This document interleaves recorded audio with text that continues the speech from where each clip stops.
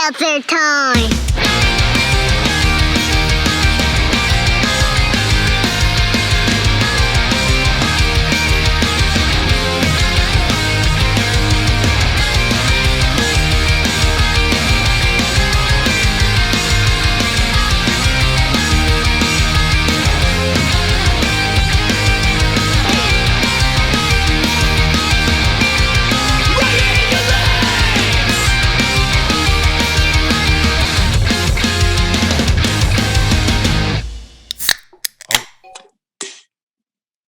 What's up, you guys? Welcome back to another episode of the Seltzer Time podcast. It's your boy Ricky, aka Dick Chuck, aka the man behind the can at Seltzer Time Official. Here as always with my conversation accomplice, the man with the hunch about Worcester, Travis.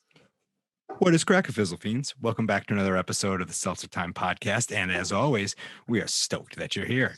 This week on the show, we are talking a local hardcore band, Clockout. But before we get there, y'all know what we had to do? Y'all know what we have to do. Hey, Ricky, how'd you like quiz night? What's up? Quiz night was super fun.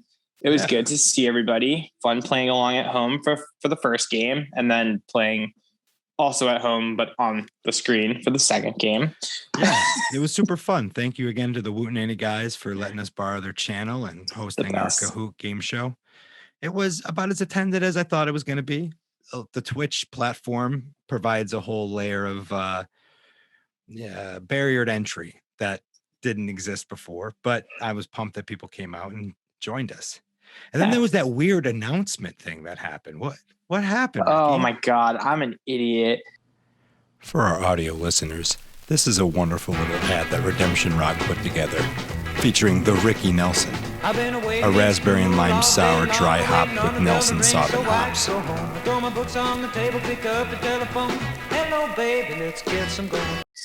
So on Thursday, right? Yeah. It was on Thursday, it was April Fool's Day. And I was in a meeting earlier in the day with Justin, Danielle, and Caitlin had text me a screenshot of Redemption Rock's Facebook post. They brewed a raspberry lime sour, and they dry hopped it with Nelson hops. And they called it a raspberry lime Ricky Nelson. Spelt Ricky the way you would spell it in a Ricky lime Ricky. Rickey. Yeah. So Caitlin sent it to me. She's like, "Oh my God, they named a beer after you." And it was like in one of our group chats. So everybody in there was like, "Oh, that's sick." And I was like, "What?" And I think legitimately saw Danny like the day before, and she said nothing about this. Oh, I was talking to either Greg or Dan, I forget which one, had a Ricky Nelson song playing in his Instagram story while he was brewing. Didn't mention, and we talked about it. Didn't mention anything about this beer. I was like, "Oh, one of my better songs," and he was like, "Oh, I'd have to say it's your best work, sir," or something like that. So I thought, like, I didn't think anything of it. And I had respect that you can recognize Ricky Nelson songs first and foremost. I just wanted, dude, for 33 fucking years, I have had to answer for Ricky Nelson. My dad's Ricky Nelson as well. I'm a junior, but growing up, it was always like, "Did you know there's a singer?" Or like, "Your parents, Ozzy and Harriet." Like I know too much about Ricky Nelson for being 33 years old. But I genuinely like his music. He was that's a bonus. Yeah, I know it worked out great. He was basically like a teen heartthrob. He was kind of like another Elvis, like same deal. So super good looking, really talented. Exactly. Yeah. You're just describing yourself. Yeah. Well, I mean, we all kind of fall into the same category. Like anybody named Ricky Nelson is like very good looking and really talented, probably going to the Rock and Roll Hall of Fame, whatever. They say names don't have power, right? Who knew? So you saw this song or heard the song playing. Yeah. So I heard the song playing and we just like joked around about it. Didn't even mention that they were naming a beer after him or anything about it. Thursday hits, they make this post. I start getting text messages. People are like, "They named this beer after you." I'm like, "No, it's like, it's Ricky Nelson, like the singer Ricky Nelson." Because in the post, they mentioned that, like, "Oh, named after rock music icon." I'm not one to like take other people's spotlight. Like that's not really like my thing. And I would never take credit for something that is not mine or about me. So I literally was like, no, it's not me. I then look at Facebook. I'm getting like tagged. I got tagged like a fuck ton of times in it. And every single time I was like, oh, like this is sick, but like, it's not me. It's like the singer. My Instagram DMs were blowing up. My everything across the board. It was like ridiculous. So I had already made plans to go to Redemption Rock on Friday night with our buddy Ben. And I'm like, oh, well, obviously I have to try this fucking beer. So as I'm leaving, and on Friday it was still, I woke up to like the only two DMs I had were like Mamaru and I think Lauren Morocco was the second one, both about that beer. And I was Shout out Lauren Morocco. The best. I was like, it's not me. Like it's this other dude. So I'm leaving work on Friday to go meet Ben. And I'm like talking to Jess about it. I'm like, yeah, like it is weird. Not that the beer should be named after me. I don't think that that's the thing that should ever happen, but it's weird that you named a beer Ricky Nelson and we didn't even like link up on like something funny to do online. Like everybody knows that I'm going to post about it anyway, even if it's not a beer that shares the same name as me, but like, it's funny that it does. We could have like messed around and did like a video or something. And Jess is like, I know. And I'm like, it's just so weird because Danny is like the greatest marketing mind in Worcester. She doesn't miss anything. And like, I also talk to them every day. Like I talk to one of them every single day through some like form of their team. Yeah, exactly. Yeah. It's like, I'm so involved in talking to them on the internet. And Jess was like, I know, it's like really weird. So I get to Redemption and give us a table and, so like, oh, like, what are you going to drink? I'm like, well, obviously I have to try this beer that I've been tagged in 5 million times. So then Danny gets off the phone and comes and sits down and she's like, I need to tell you something. Like the beer's named after you. I was like, what do you mean? She's like, we did it as a joke for April Fool's Day to like mess with you. They didn't even know who Ricky Nelson, like the other Ricky Nelson was until like 2 weeks before that. They Googled Ricky Nelson to see if there was somebody else that they could like call it, like name it, say it was named after. If I fell into the trap and like took the bait and started pretending the beer was named after me. But like, A, I wouldn't do that. And B, Ricky Nelson's a fucking legend. So like, so you completely spoiled their joke. I spoiled their joke because I knew too much. Like I knew who Ricky Nelson was. And she was like, I guess she told a couple people back when they had the idea the first time, because they were like, oh, like we'll do a raspberry lime Ricky and then we'll just dry hop it with Nelson hops, which makes no sense. Like you would never do that ever. It doesn't make any sense to do that. It was fucking delicious. It's very good, but it was just such a weird thing. And they like, nobody told me for that way I would like fall into it. Like Joe and Mandy knew. And like, I'm the last person in the city of Worcester to realize who the beer was named after. I had to be told who it was. Here's where I come clean. So I heard you found out. Dan and Lisa had sent me the email, the video prior to the stream. So I had it loaded and they told me that it was to mess with you. It's so good. I'll be honest. I didn't think it was a real beer. I just thought it was a joke that they were streaming as part of their. So when I found out that it was real, that they actually made it, that was a whole new layer of like, that's oh my God, that's even cooler. That's so good. That's too funny that oh man. Well, good on you for not falling into the trap of dude, valor. Yeah. I mean, I would, that's like not a thing I would ever do. And then this happened. Like you have no idea how many people tagged me or sent it to me. I'm sure either text or DM. And I was like, appreciate it. It's not me. I'm like, what do you mean it's not you? I'm like, no, like there's this guy, like it says it in the thing. He's like a huge deal. Guys, what the fuck? Like type it into Spotify, you'll find it. Yeah. So I guess nobody at Redemption Rock even knew who he was until like 2 weeks before. They had just happened to Google it to find somebody that they could say it was, that in case I fell into it. And they found, I'm pretty sure he's in the Rock and Roll Hall of Fame. He's a huge deal.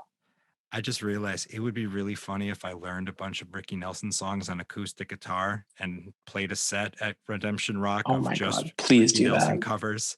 Please do As a that. tribute. He's got some fucking jams. All right.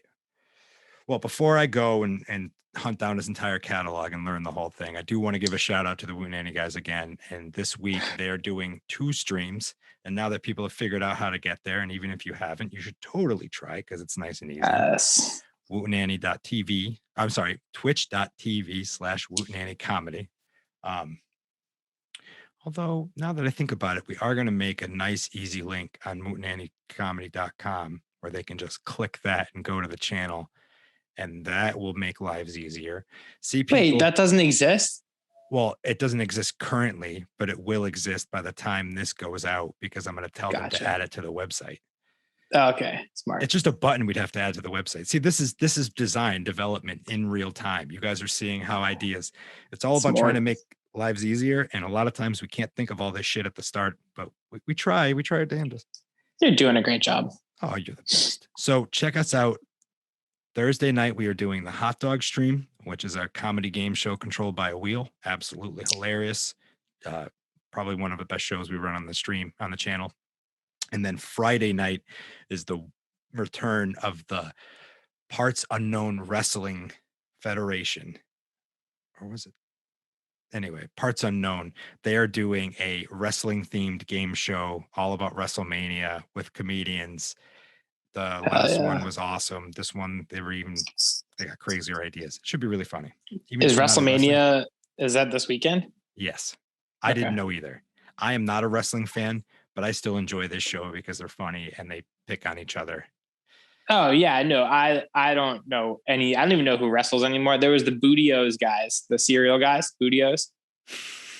I know them. Is that their wrestling name? The Bootios guys? I honestly couldn't tell you. I went to my first ever wrestling live event. Like, I don't know. It was like right when Naomi and I first started dating. I think she was with me.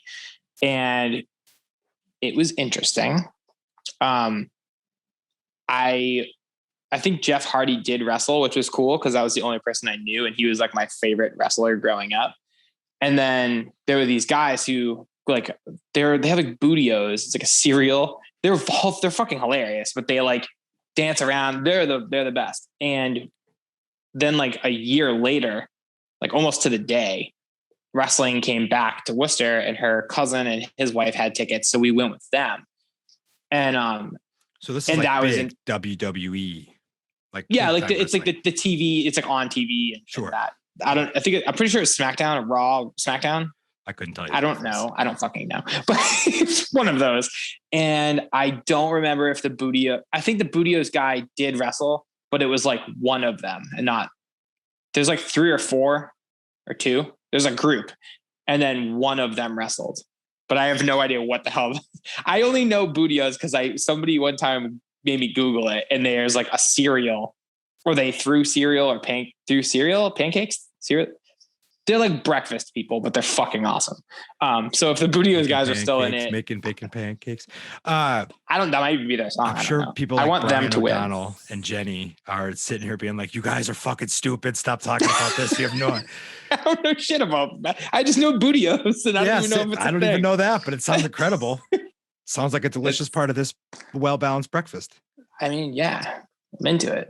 All right, I'm hungry. Ricky and I are going to go get some cereal while you guys hear us talking to the clock out guys.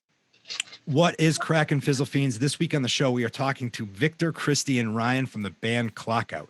Welcome, boys. Thanks for joining us on the show. Thanks for having us, man. Super pumped. I know Christy. Do you guys want to each introduce your voice so we can kind of get an understanding of who's who? Yeah, I'm Victor, the vocalist. I'm Christy, the guitarist. I'm Ryan, the bassist. Awesome. Is it just there's more of you guys, right? But no drummer? Our drummer couldn't make it today, but he says it's up. Yeah, that's awesome. All right, awesome. 3 is easier to keep track of anyway. Yeah. Rock on, dude. So did you grow up on this kind of music? Like, did you all just like the same band and you decided you wanted, or was this a conscious choice? Like, we're going to play old school hardcore music. Yeah, I mean, like I mentioned earlier, me and Christy, we've been in and out of bands with each other for the past 6-7 years, and we had a mutual friend introduce us, and we started seeing each other at shows and everything, and just through that mutual love of all the bands we watched, we just kind of were like, let's like do this thing. Let's start our own band. And Christy already had his first band, Align the Stars, going on. And they didn't want to talk about that. Yeah, no, we don't talk too much about it. But that was a bad band. Yeah, no. Experimental time. But we were young. Yeah, but for me, from a starting point, so I never actually knew anything about heavy music or like rock music at all, because my parents were Albanian. I was born there, and I didn't really have it around me until maybe I was like 14. And oh shit, is that on? Cool. And I remember my friend like Christian Bell. Yeah. He showed me all this really cool like angry fast stuff, and I was like, well, there's something about the guitar riffs that I like felt that, and I was like, I never really felt music like that before. And so I was like, okay, I'm gonna fucking learn how to make a guitar sound like that. And then I just kept trying it, and now with Clockout, it's like it's just all of that built up into a band, Oh yeah. Where did you guys grow up going to shows? Like, were you like Palladium, QVCC?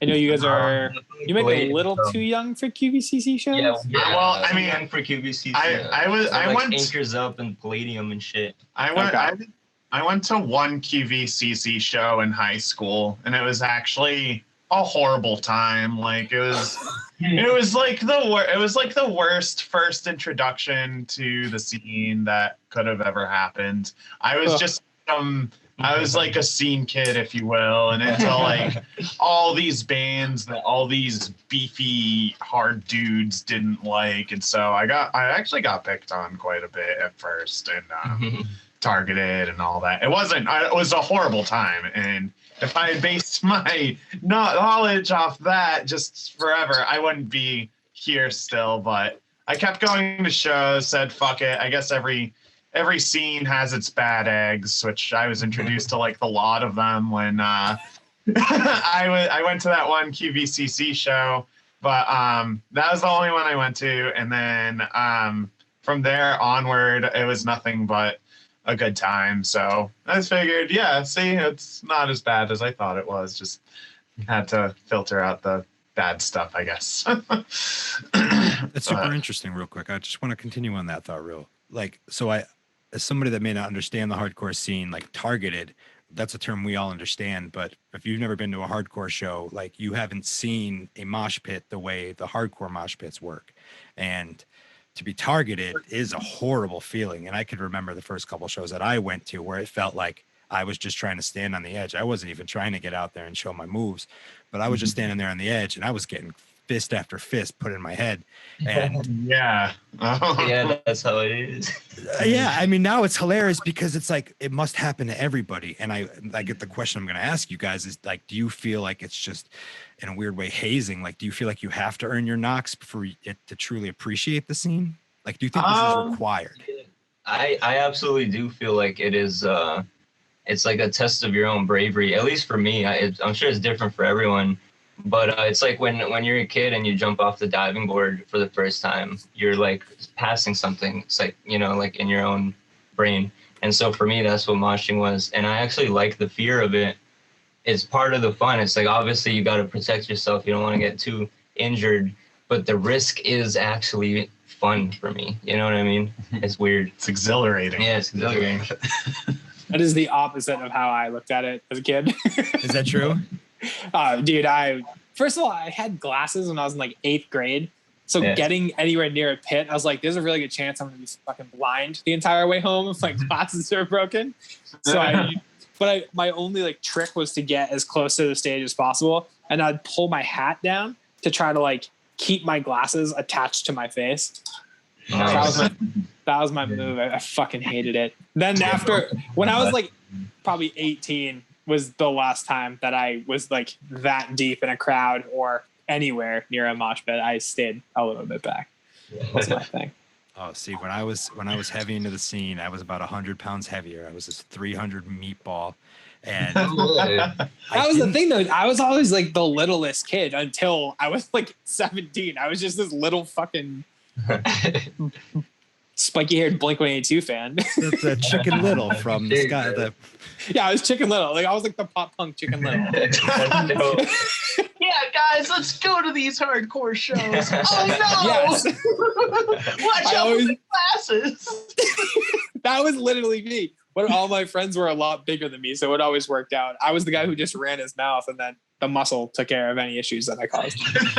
It was great. It's always good to have that. I mean, I still always hated the kids that worked the wall and just hit people. Like, they're just douchebags. But I did enjoy the look of fear that people would get when they see like a 300-pound kid running towards them full speed, and he's like, doesn't look like he's gonna stop, and then I'll stop at the last minute and do like one of those stupid jump bullshits. But it's the perfect embodiment of that music to me. Like you hear a riff, like, I mean, whether it's a breakdown you really want to, or even like a fast pickup beat and you want to start doing your two steps, like, I can't think of any other type of body movement that would encompass or at least represent. Yeah, dude. Absolutely, man. The slam dance, or like, literally, the movement is like, that's what you're seeing, That's people fucking being possessed by the tunes. Is that like the bee's knees on stage? Like when you see a full pit breakout? Dude, I mean, there's nothing like it, dude. Nothing like it. No, it's fun watching your friends beat the shit out of each other like a bunch of primates. Yeah, we're just Neanderthals. Yeah, no, that caveman mentality. It needs to be unleashed. Yeah. Oh, I agree. I mean, that's pent up frustration, and at a younger point in my life, that's all I had inside of me. I didn't need it out, or else I was gonna, I don't know, take it out on my little brother or something. I feel that. Do you guys write for that style? Like, do you write music knowing that people are gonna lose their shit? Not quite. We actually just write music that feels good to us. We're not trying to like please people, you know what I mean, or trying to get an agenda. I mean, some of that makes us move, then that's it. Some of that does include music that makes people beat the shit out of each other. But I mean, like Christy said, we'll do a lot of whatever we just feel is right, even if we have songs with like not the heaviest beat downs, not every second needs to be like, fuck this shit, like, we're just trying to do our thing, I guess. I know that's generic sounding, but like express ourselves. Yeah, exactly. No better way to exactly. Oh, yeah. What got you guys into playing music? Did you always want to play it? Did you wait until you got a little older, or did you just grow up playing, your respected instruments and then tie it all together? Well, so for me, I took flute lessons in first grade, and that was the first time I ever approached music. But then when I was 14, 15, I went to my first basement punk show, and seeing that loud energy, that was the moment that made me want to get an instrument and do it. And so I begged my dad to get me a bass, a little bass to start, and I just kept playing. I never put it down. I played and played and played, and then I started getting a guitar, and I started playing drums too. And just I just never quit, dude. And now I'm actually a music teacher at Guitar Center, which is pretty That's dope. awesome. It's my whole life, I love how you begged your dad for a bass at 14. I feel like, at least growing up, none of my friends wanted to play bass. Everybody I knew in bands was like, oh yeah, I got stuck playing bass because there's fucking 47 guitar players. Somebody has to do it. Yeah, but it's awesome. Because that shit fills the room. It filled the room, and feeling that was, I was like, whoa, that's a very powerful instrument. You actually move the whole room, the whole building. I picked it up at around 15, the bass guitar, because my older brother and my dad just both absolutely shred. And I'm like, damn, like I wish I could do that, but also like I felt like I couldn't. So I'm like, let's at least start with a bass, 2 less strings to worry about, and you're just focusing on the rhythm sections. Nice. Things. Yeah.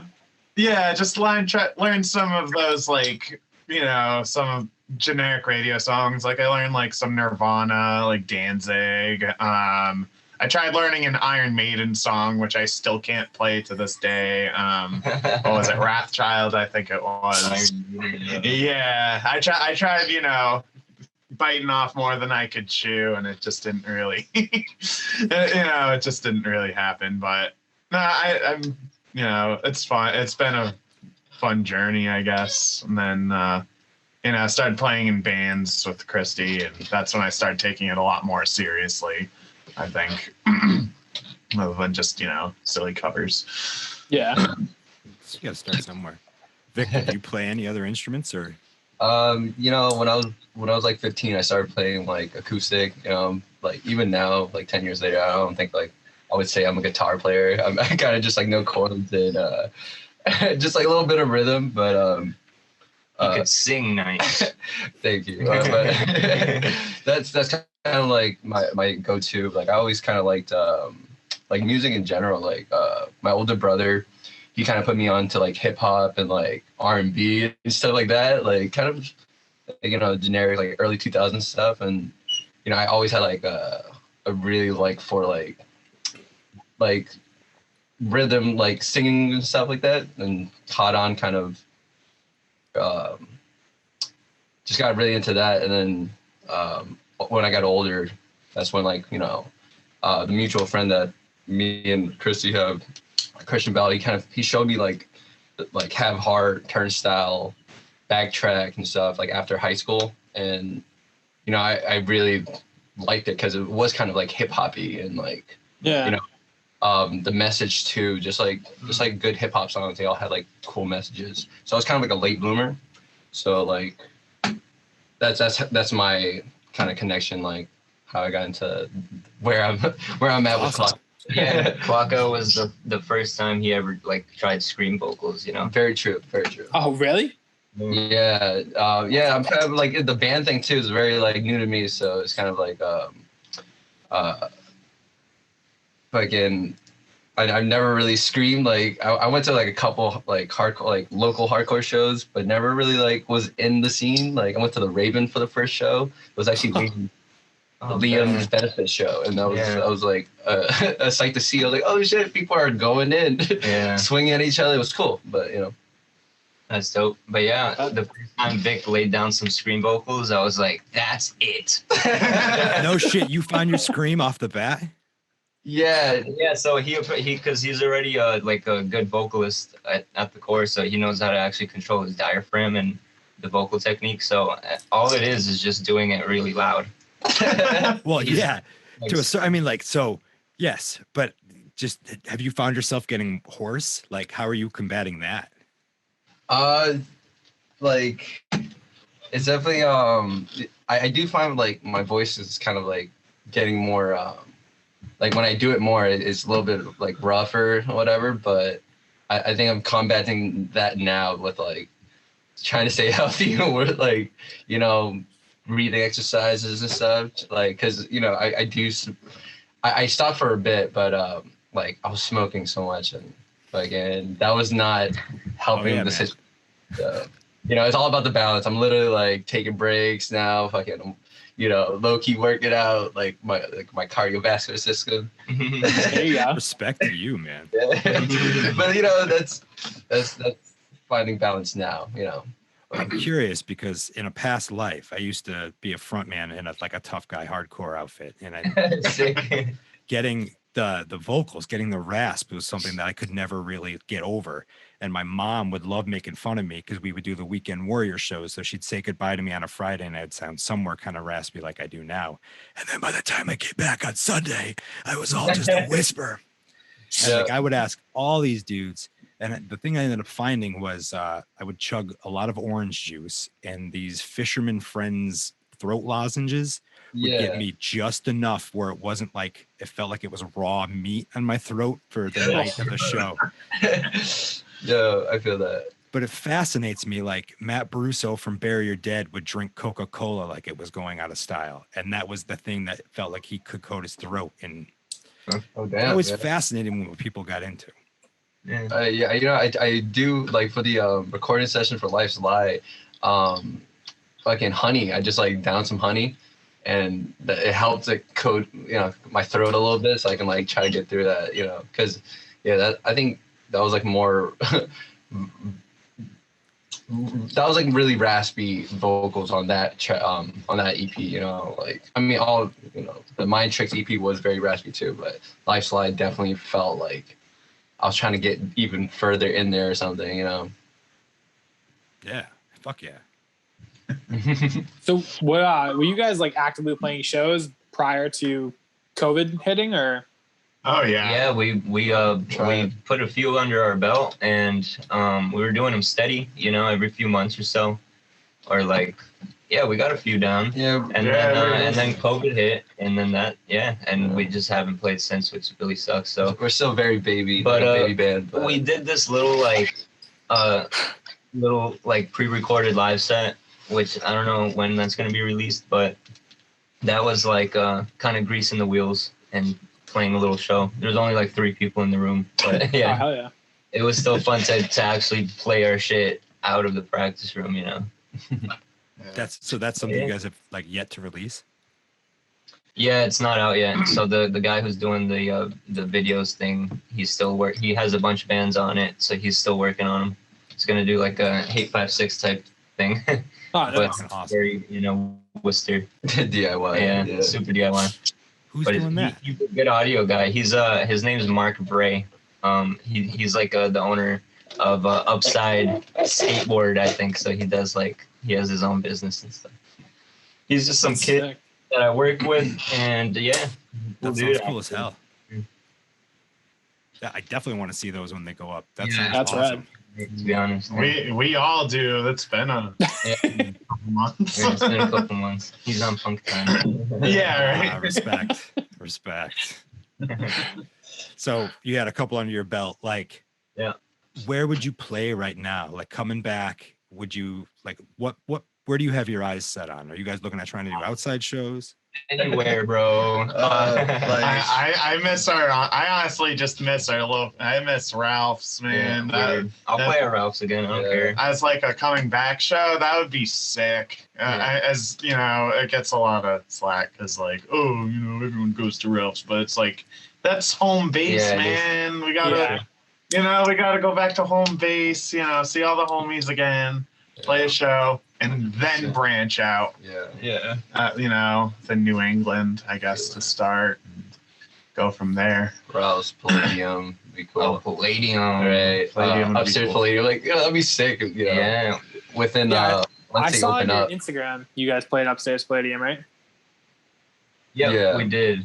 It was dope because we actually opened for like municipal waste and shit. They played downstairs, but yeah, that But was still we opened the show, like the event. It was awesome. That's pretty rad. Yeah. It was You, cool. you, It was you cool. take Yeah, your it credit was- where you deserve it. You opened that show. Yeah, exactly. Thank you. We were the first band that played that day. That's true. So cool.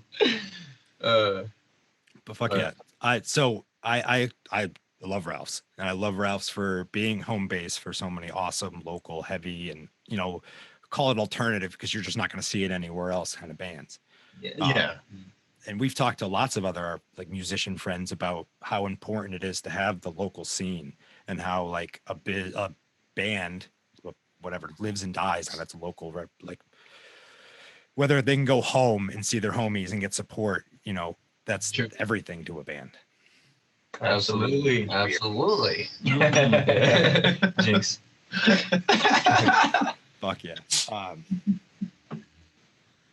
Let's talk Nelly. I gotta fucking know. Oh, this Nelly right. story. Yeah. Okay. So who's telling the Nelly story? Yeah.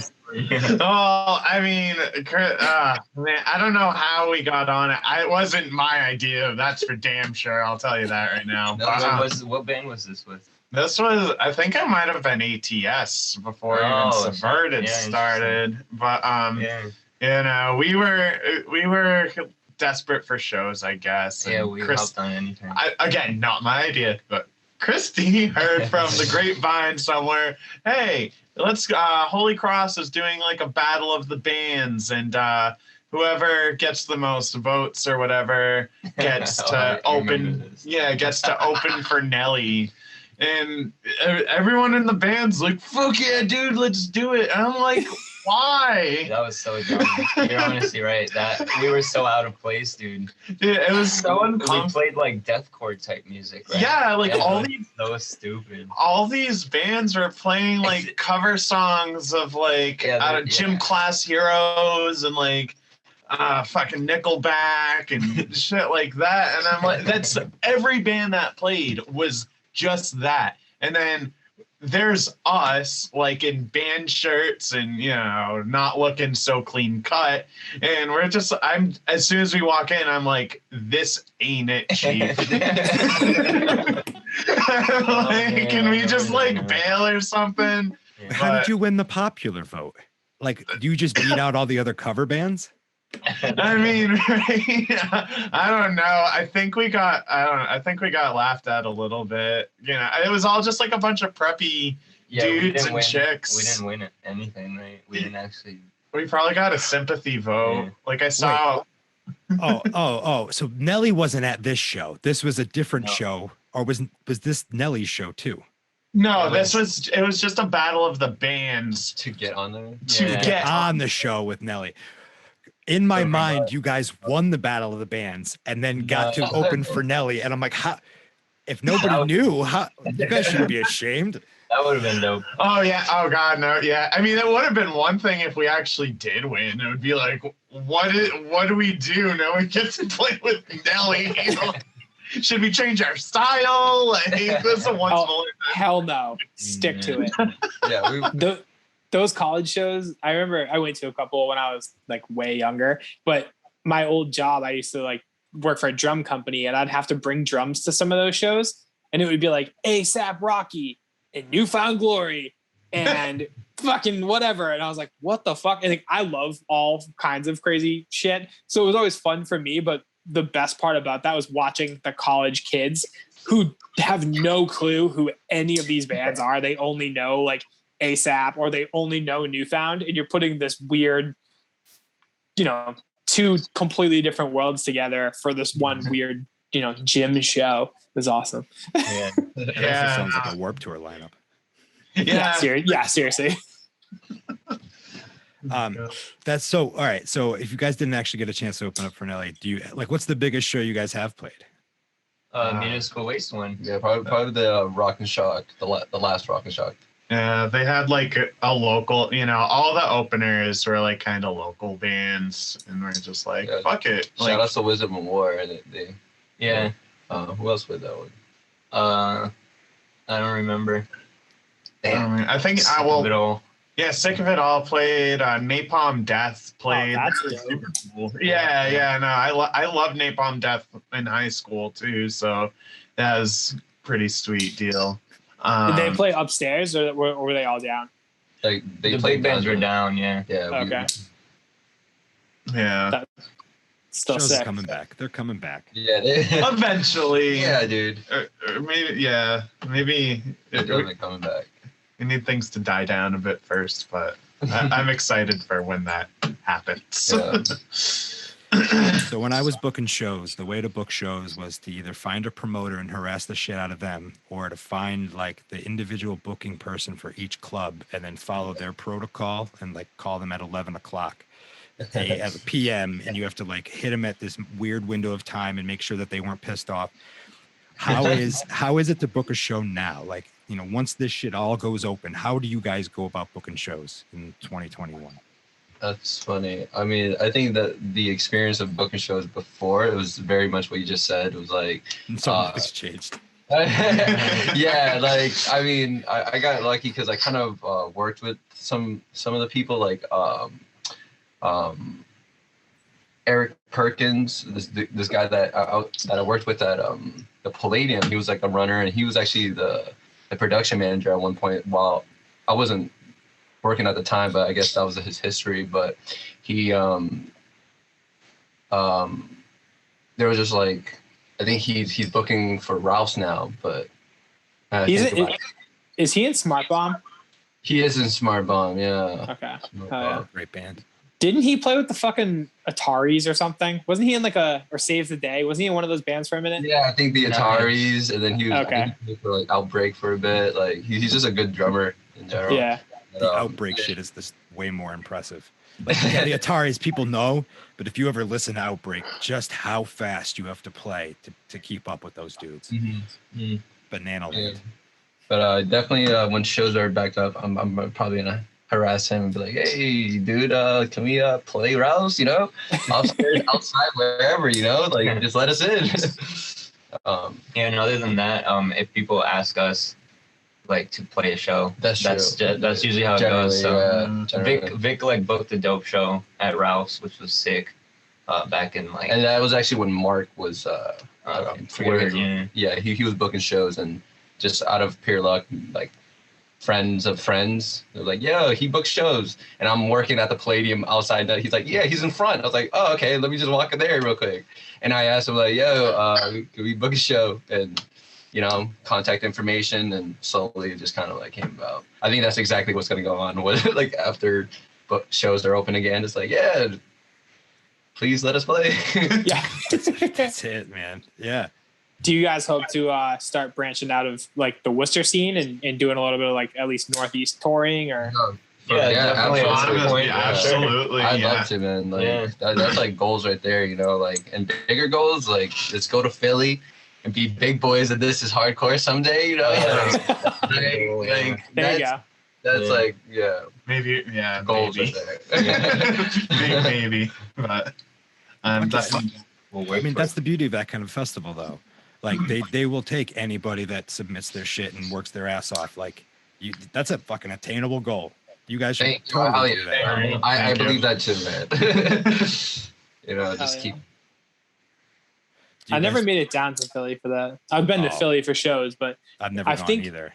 Who the fuck headlined? I think like maybe Saves the Day. It wasn't a hardcore band per se that headlined it the year that I wanted to go. I'm pretty sure it was Saves the Day.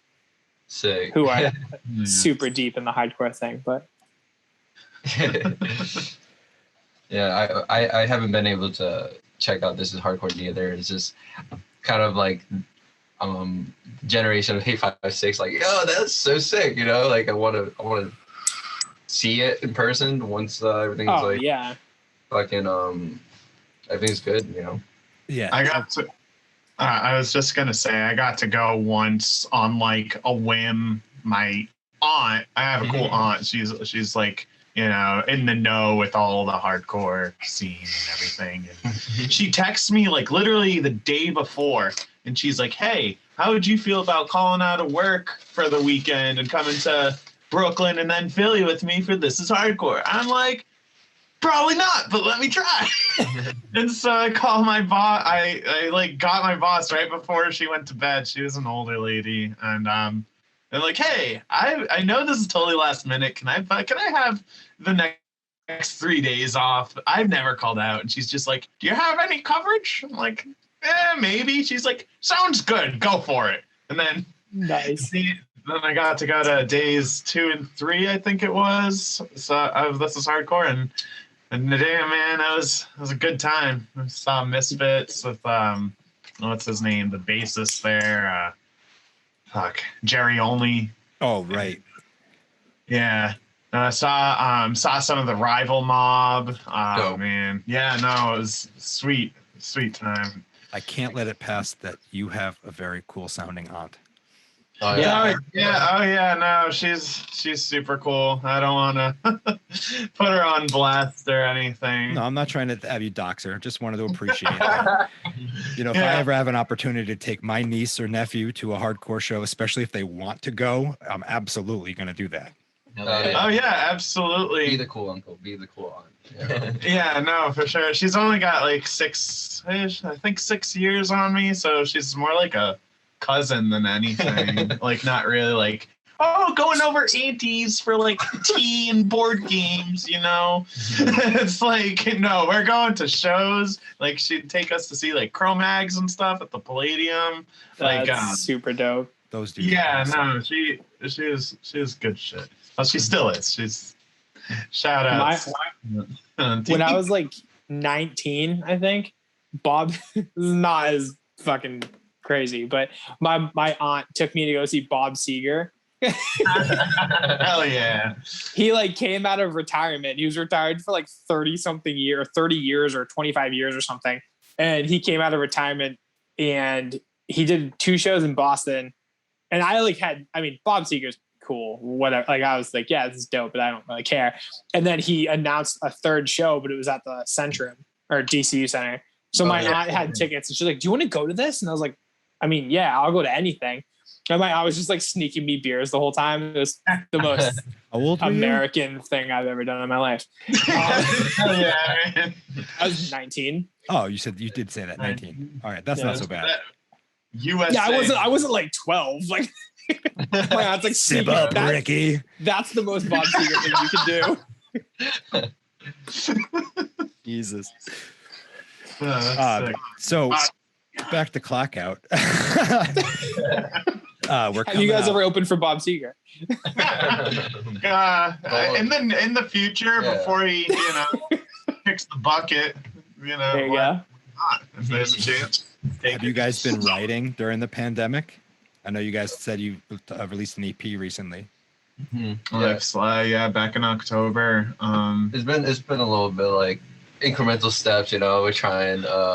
Some of the practices were just like, jam out a little bit, like, oh, that was a cool part, and then, but we're working on it. We're working on some tunes here and there. Yeah, just more so, just like he said, jamming out, and then whenever we hear a cool part, we'll lay down whoever's phone and record a little bit of it, and then go back to it like another week later, hate the majority of it, and back to the drawing board. That sounds about right. Yeah, very slow, step-by-step process, but hey, it gets us all together, and we get to, we play our instruments, keep it fresh. Yeah, just playing in general is fun. Exactly. Even if we're not writing shit down. Yeah. It's fun to just do the thing. Do the damn thing. But Life's Lie, the EP, was actually done during COVID. Sure.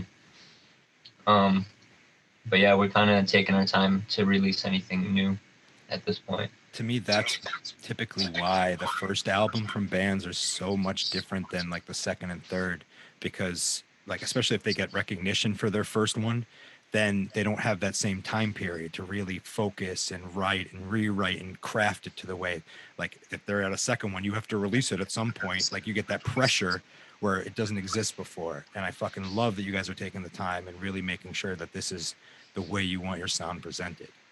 100%. Awesome. Yeah. Hell yeah. Yeah. No, we're not trying to rush anything. We're just, week by week, Yeah, what feels right. We're not trying to be like, Rise Records, like next big band or anything like that. We're just dudes being guys, We're just playing hardcore music. We're just like pissed off about stuff and we have fun with it. Yeah. As the pandemic goes on, we find more things to get angry about, and in a way, it's been a blessing. It's I think it's helped Victor write some pretty sweet lyrics. Just an angsty guy during these times, man. Yeah. We're pissed off about stuff and having fun with it is absolutely going to be the name of this episode, or something. Hell yeah, man! Rock on. It's true. So where can people listen to Life's Lie? Like, where can they find your tunes? Anywhere streamable. Bandcamp is like the OG, platform. Support. But it's obviously on Spotify, Apple Music, and everything else. YouTube. Yeah. But we want to like make CDs or tapes or vinyl one day, but we'll see what happens. It's streamable though. Oh yeah. True that. That's the best way to be right now. Like, it's very easy. Yeah, you just go on your phone and find it. And boom, look at that. Get that Spotify money. Yeah, exactly. Yeah, that like Yeah. 0.03 cents. Not even. Like, So like the way it used to be done though, if like burning your own CDs, if you actually sat there and broke it down, like, yeah, I sold this CD for $5, but I spent an hour fucking sitting there waiting for the motherfucker to burn. I spent, another half hour designing this janky ass label and slapping it in the case and doing all this other bullshit. I probably made a nickel off of that CD too. Right. So, Right. That's so funny. It's kind of never funny. get your music out there. Yeah, no, that's true, man. As you're saying that, I'm looking at a box that I burned 50 CDs and never put. I've been saying to myself like I'm gonna make the fucking covers for it, like Staples or whatever, but still haven't. It's like they're all handmade, they're ready to go, but I just gotta make the fucking labels. At this point, I'm making no money, like not even the 5 cents. It's like it has just been hanging. hardcore Easter. Hardcore Easter presents? Fuck yeah. We used to put those shitty stickers on the CDs, like to make our own label, and then Like sticker paper. what ended up happening, it would get stuck in people's CD players in their cars. Oh, Damn, they'll remember you guys out there. Like fuck these. Yeah, I'm never going to this fucking show again because every time I have to listen to this dumbass. Yikes. So yeah, really, and I feel bad, and I gotta fucking replace their head unit, but I don't really have money. This is hardcore music, so You've only made 5 cents. Like, bingo. fuck. And that had to go to the T-shirt that I just bought at the show because I was hardcore investing. There you go. Awesome, boys. So people can find you on any streamable platform, but Bandcamp is probably the best place. Do you guys are you on the gram? Yeah, Instagram. We're on the gram for show. Which is at Clock out MA. Yeah. Clock out Ma. Talk about ma. All one word. you guys should learn. Man, Mama said knock you out because you're clock out ma. That's funny. That's dumb. That's real dumb. Sorry. So I really appreciate you guys taking the time to come on here and talk to us. And I truly cannot wait to come see you guys play live. Yo, thank you so much. Appreciate it, having man. us, dude. Thank you, bro. Bros. Multiple bros. Multiple bros.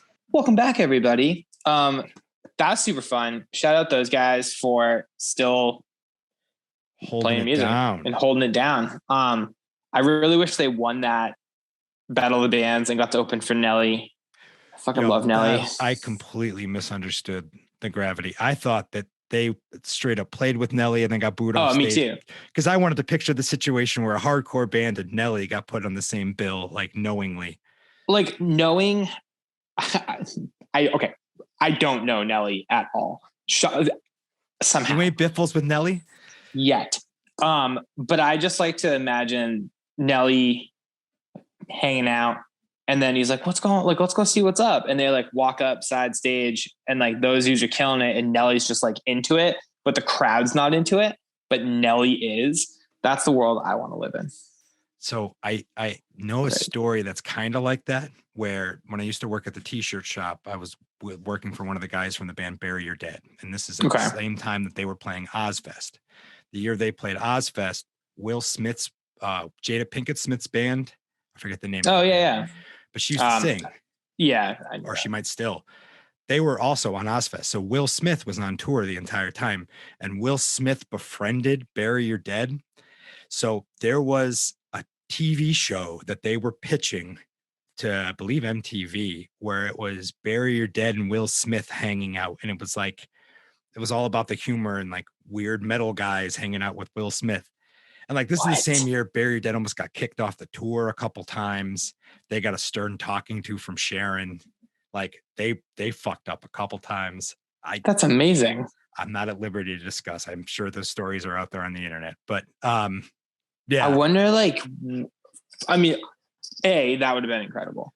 But B, I wonder how many of those types of shows MTV was pitched. Oh, I'm sure. Like, there's got to be millions that are just like, oh my God, here comes another one. Oh, cool. It's fucking T-Pain and Rob Zombie cooking breakfast, like just the weirdest combo. I would ever. watch the fuck out of that. Well, me too. I think it'd be lovely, but I don't know. I mean, I don't know if either of them can cook, but it doesn't matter. I want to hear a song with Rob Zombie and T-Pain, because it's that like Rob Zombie, good no pictures, but then it'd be auto-tuned. Every single Rob Zombie song, though, is auto-tuned and sounds the same. And same with T-Pain. They actually might be the perfect combination. Holy shit, people. Rob Zombie, fucking Rob Zombie. He's got a couple okay songs, but everything sounds exactly the same. Like, you know what you're getting when you put on a Rob Zombie song. Like, that's it. That's a sign. You know what you're getting when you put on a Rob Zombie song. Yeah, exactly. Yeah, Expect that sign on our Instagram. I'm into it. Hit us with that good Rockwell.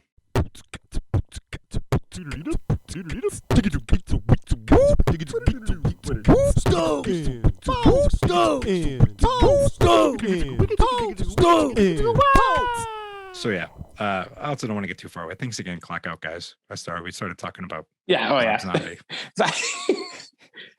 I want clock out to open for Rob Zombie next time he plays the Palladium. I mean, that's a closer alignment of genres. A little bit.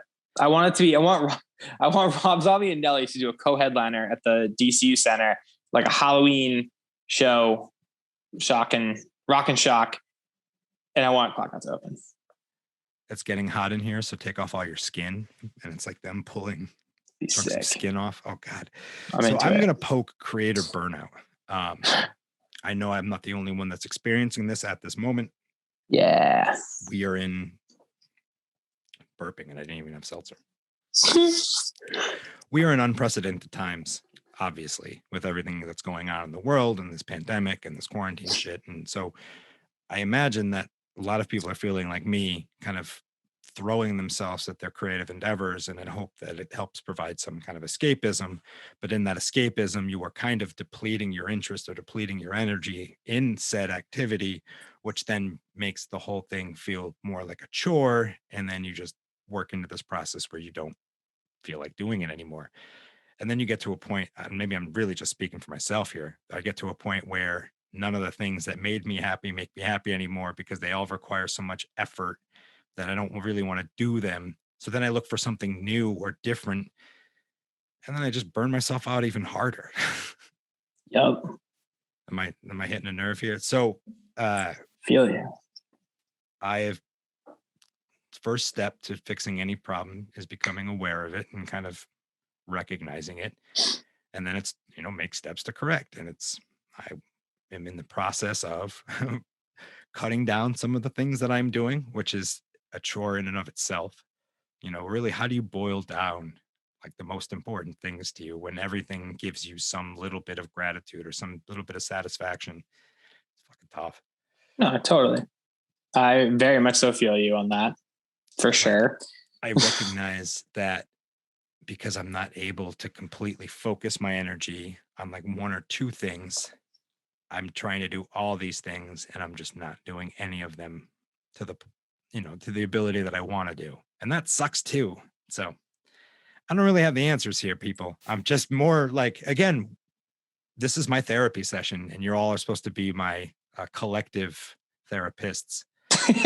Travis is gonna send all of you $100 an hour. No, fuck that. No, don't say that. Please send your Venmo links to @SeltzerTime official on Instagram.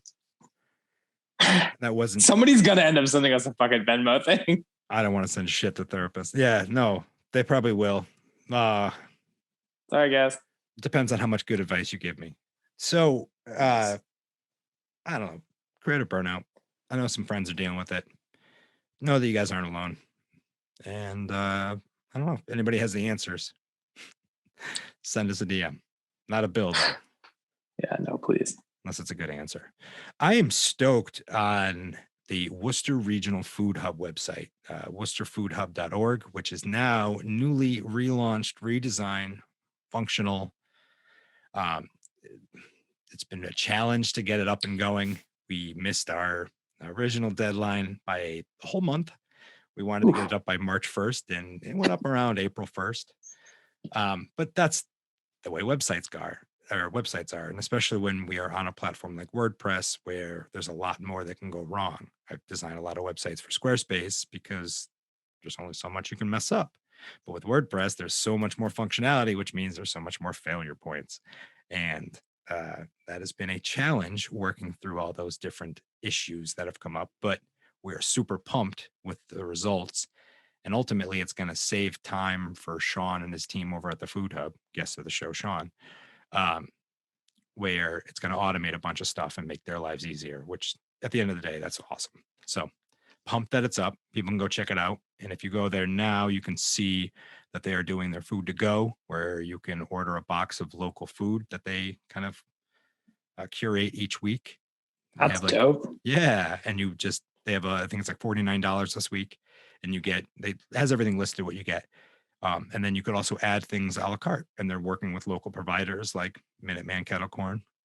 Ricky and I are big fans of Minuteman. Squad. Oh, so good. So if people wanted to, that's an easy way to order it and add it to your box. So check it out, worcesterfoodhub.org. That's dope. Thanks, man. What do you got for the people? What's up, everybody? Yaddy, yaddy, yaddy, yaddy, yaddy, yaddy, yaddy. The best. I listened to that song. This is not my stoke, but I listened to that song a lot on Friday because I was in a week. I was not focusing at all. And for some reason, I was like, oh, you know what I've never listened to? I think the reason why I couldn't focus is because I was thinking about, I've only heard the bits and pieces of that from TikTok song, videos. So I was like, I got to listen to it. It's unbelievably good. Oh, it's one of those songs that as soon as it plays, my butt starts jiggling. Dude, same. It's so good. So I sent you that sign, sneak peek. We're dropping a sign with that in it.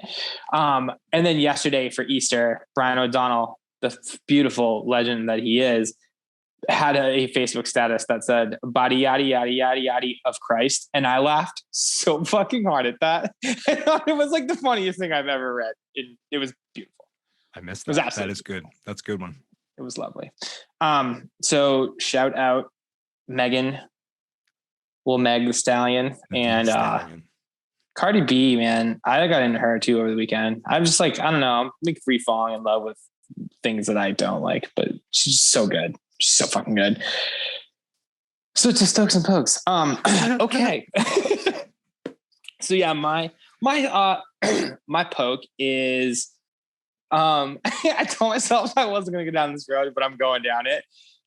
Old Worcester is mad at how old the baseball stadium looks, and it might be my favorite thing that's ever happened. It's beautiful. I love the reaction of what happened over the course of Wednesday, Thursday, Friday, or Thursday, Friday, Saturday was one of my favorite internet things that's ever happened in the city of Worcester, because the same people who would be irate if it was beautiful and sleek, state of the art on the outside, and blah, blah, blah, blah, blah, would be what the fuck? It's a fucking eyesore. This neighborhood's legendary. Leave it the way it was. You're gonna ruin everything. We can't have nice things. Blah. Are so mad that it looks old. They're so mad. And it's my favorite thing ever. I honestly am fully contemplating getting a Polar Park tattoo just because I never want to forget these moments. I love when annoying people are sad. It's my favorite thing in the world. It's great. I mean, I stopped taking them seriously a very long time ago, and it's just my favorite form of entertainment. So rubbing salt in the wound aside, what is the actual, so it's a classic design, and where are people losing their minds? Just through Facebook? Yeah. So, everywhere, but so the whole, it's fucking state of the art baseball field. It's all state of the art inside. The outside, and when they first announced it, it was this brick. It looked like Camden Yards. It was right. Brick, and I remember beautiful. seeing that. It's nowhere near that. Well, people complained about that too. Of course they did. That's all they fucking do. It's people who don't even like baseball. So it's what do you care? But whatever. You got to do something, got to get those clicks, bruh. So it looks nothing like they originally said, which they're not wrong. It does look the absolute opposite of that. but it now looks more like people were comparing it to like the old like UMass. Like I had like those blue tile things on the side, or like part of a train yard thing. I don't know if there's a reason why they went with the design they ended up going with, but I just wish that they did stick with the brick so that it cost twice as much as it did cost just to shut them up. So it's like, here you go. Here's the beautiful facade that you needed to have. But now it gives you more reason to cry because now it just costs twice as much as you're never going to go. Actually, that's not true. They're going to go and they'll probably all end up fucking working there. But either way, they'll end up going to complain about everything inside of it. I think you hit the nail on the head without actually knowing. My assumption is it was done for budgetary reasons. Of course it was. I'd rather they like, let me throw it out there. I like baseball. You son of a bitch. I'm the fucking worst. I'm excited to go for sure. I love baseball. I am much more excited that like the sound system and the amenities, like everything inside of it are amazing and brand new and state of the art and everything's dope. The views from inside of there are actually like pretty fucking cool just based off of like photos I've seen. I like the fact that park now does look like it's been in Kelly Square forever, even though like it clearly hasn't. I know it's not as beautiful as an empty fucking parking lot that nobody used until they built the public market. And then you had a park in that parking lot when you went to Crompton, which none of them fucking go to, but it's totally fine. I know they really missed that parking lot that they've never parked in, but it's gone, bitches. And I like the fact that the park looks like it's been there forever. Like it fits in that area now, which it wouldn't have done if they did what they originally said they were going to do. I think it's a good design choice. Yeah, I think it's rad. Like who knew that old Worcester would be so sad that something looks old? I thought that was their whole thing.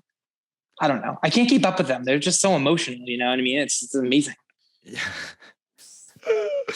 Too funny. Yeah, they are particular with the things they enjoy. No, they're not. They're not particular at all. The only thing that's consistent about them is that's what I'm saying. The fact that they cry about everything. Even the things they like, they hate. Yes. It's fucking, I love it. Love it. Love it. Contrarian. That's a nice term. So what are you stoked about? How sad they are. No, I really am. I think it's beautiful. What am I? Thank you so much, man. I'm stoked about, I have a lot of things happening that I'm stoked about that you'll have to keep listening to the show in the future to find out about. But, oh shit. What am I stoked about at the moment? I feel like I had something and I can't remember what it was. I don't know. The Red Sox, Boston Red Sox. Sorry, trigger warning. I'm going to say the word Red Sox. The Boston Red Sox sucked opening weekend. They didn't win. It was pretty fucking bad every game. I went to my grandma's house yesterday, like chilled outside for a little bit in the morning, see her for Easter. And she gave me these like crazy bunnies, like post like a video with them and stuff. The dancing ones, they were funny. Yeah. Oh, they'll be back. They're on my island right now. I will be having fun with those on the internet. Oh, yeah. Probably late all year round. Yeah. They're hip hop Easter bunnies, but I'm never putting them away. I don't know what to tell you. Hip hop don't stop. That's true. Yo, shout out Wartown Rising, by the way. Ooh, nice, Travis. Nice. Wartown Rising. Fucking full of smooth segues today. Killing it. Call me Dean. I'm stoked about. We talked about the Redemption Rock beer. Yeah, I went to my grandma's house yesterday. Oh, I got a bar. That's what I'm stoked about. That's why I was like, why did I start talking about that? So my grandma has this old bar. My grandma tries to give me everything. Like she's a grandma. So she's like, oh, you have a house. Here's a bunch of stuff. And I'm like, whoa, first of all, none of that is like the style we're going for. I appreciate it. I love you very much. But like, I don't want your old stuff that you don't want. Crap. Yeah, exactly.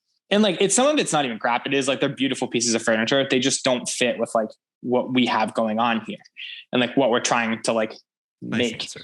Yeah, like no, When you that's say the bar, are you talking like a fucking like a bar top? Like how big? Give me some more. yeah. So it's like a, I guess like it kind of looks like a chest in a way, and you like can open it from the front, and it has like all the like sections for liquor and glassware and wine and all that stuff, and then on the top it like folds out into like an actual like a larger bar top than just the top part. But it's just like it's pretty dope, and it's like black, and it's very much something that I have been looking for was a bar. I didn't really expect something like this. I had a different thing in mind, and then she had these not related bar stools.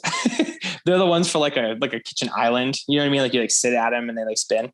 So she had those that she bought when she first bought her house, but she bought 4 and her island only needed 3. So instead of just using 3 of them, she bought different ones and just put these. She has this like back room off of her garage, which just has like more stuff in it. So she put these back there. They've literally never been used. So she offered them to me last year, and I just never went over because of COVID. So I was over there on Sunday morning, and I was like, all right, like I'll take them. And then this bar was back there, and she's like, do you want a bar? I was like, yeah, but like probably not going to want this one. And then I saw it, and I was like, yo, that's fucking sick. I'm like, so I'm pretty stoked about that. I'm excited to fill it up with fancy gins and mezcals. And that's what started Sarah on her journey the past few months, is that we got a bar from her parents. This, like what you're describing, nice. She inherited one from her parents, and she's been, every payday, she makes sure that she gets one more thing to stock it up. Yep. I am waiting for that stimmy to come in. I'm the last person in the fucking world to get his. My plan is not to spend the whole thing on fancy bottles of liquor, but good luck, sucko. I'm going to. No, I do have my eye on. Sorry, Naomi. Things. What I really need is fucking Campari to hit me with a sponsorship, so I can just get free bottles of Campari, which would save my life a lot. And then, if a gin company would like to send us stuff, honestly, I wouldn't hate it. I really wouldn't hate it. The Rock has a tequila company. I don't know if it's good. I don't really care because it's The Rock. So I'm sure if he was like, hey, there's this podcast in Worcester, we should send him a couple cases, I'd accept it.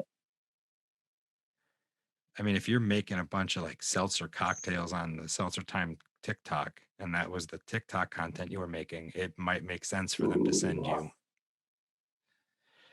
Anyway, so that actually is like another great segue, because people, if you've made it this far, then you're a real Fizzle Fiend, and you know how much I love you. We are taking next week off. Yeah. Ricky has some stuff changing for him that I'm sure he'll talk about soon, but we need some time. It's all the gin I'm going to buy with my stimulus check. I'm like, I need a week off. So people take time off for March Madness. He's going for like an April showers of gin and mezcal. Well done. He's going to shower himself for a week. So while Ricky does that, we were going to take some time off, and then we are hoping to make a content change slightly. I just want to tell you guys up in advance where we've heard you. If you made it this far, you know that you're in an elite crew, but we'd like to find more people that make it to the end of our episodes. We'll be opening cans of Coca-Cola. Fuck seltzer. We're changing the whole thing up. We're going to Coke time. So, jeez. So here's what's happening. We're going to release 2 episodes a week. What? You guys have a hard enough time releasing one. I know. We'll figure it out. But more importantly, we're going to release shorter episodes. So we're looking to release either, this bit, the before and after bits on Tuesdays, and then the interviews on Thursdays, or vice versa. We're going to figure out what the hell works. But, it's a way to keep content going a little farther, and for you guys to not, get bored so easily. It's true. We're here for you guys. We really appreciate you guys being on this journey with us, and we just like entertaining you, and it's been so fucking fun.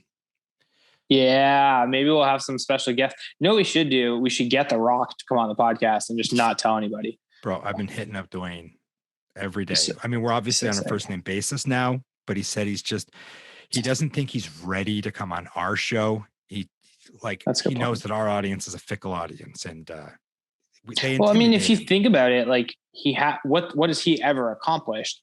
And I think sometimes he thinks about that and he's like, honestly, what do I have to even bring to the table? compared to two guys that open bubbly cans of water on the internet. Yeah, with fucking swag. So Rock, you can find me on on Instagram at Hunchback Travis, travisduda.com, or at Hustle and Work. Rock, you can find me at DickChuck77, Instagram, Twitter. You know, I've been playing on Snapchat a little bit more, so I'm there too. Rock, and then also at Seltzer Time Official, which is probably the best way to find us. Instagram, Twitter, TikTok. Rock, if you need, and by need I mean like you want more exposure, if you need to send us the videos, like we can do some like collaborative things, we're down. Our email address is on our website, but it's also just SeltzerTimeOfficial. Mr. Johnson, may I call you Mr. Johnson? I did notice that on a recent TikTok, you downed a whole bottle of your tequila in one large whoosh. And I just want to say that was very fucking impressive. I don't want to be the guy who ruins magic, but You think that was water? Have to guess it was water. Yes. The Mr. only Johnson, you need to come on here and fight these claims. Yeah, The Rock needs to come on and prove me wrong. Because when I was younger, like 20, I downed like a little, like about half a bottle of vanilla vodka as a dare. Don't ever do this. It was disgusting. Also, vodka sucks. But, and we ended up at the Boynton after, and I got in trouble. I was getting yelled at a lot, and I don't remember a whole lot of it. So there's no way that The Rock drank a whole bottle of tequila. And if he did, I want him to come on here and prove me wrong, and we can each down a bottle on the internet. Oh, I should turn that down. Oh, did it stop? Yeah. Oh, he doesn't do it, but he does take it shot after shot with clips. I misremembered. So he drank a whole bottle, or he says he did. Dude, that dude eats way too healthy to drink a whole bottle of tequila. I don't even know what that's supposed to mean. Like,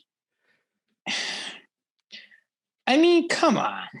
First of all, you blackout drunk. But second of all, like, he doesn't put enough bad things in his body to absorb that much alcohol, unlike me. And I just know how bad that would be. He's like, oh, I had like a protein shake, fucking 750 of tequila. Like, what? Like, you didn't do that. He wouldn't do that. He would dehydrate too fast, and it would ruin his muscles. It would ruin his muscles. I'm waiting. I want nothing more in the entire world than for The Rock to just do a video that's like, "Listen here, you little son of a bitch!" Like, what? Hey, lesser Ricky Nelson. Yeah. I want The Rock to. The only way I'll believe him is if The Rock sends me a video or tags. No, I don't want him to send it to me. I want him to post it on his own social because obviously he has like 1 billion followers. But I want The Rock to prove me wrong by bringing a bottle of his tequila to Redemption Rock. I want Greg and Dan to both drink a full beer while The Rock downs an entire bottle of his tequila, and then they'll post a video calling me out for it. That's what I want. Well, we're going to work on that in the week that we have off. We'll see you guys in a couple weeks. Bye, guys. The three of us will see you in a couple weeks.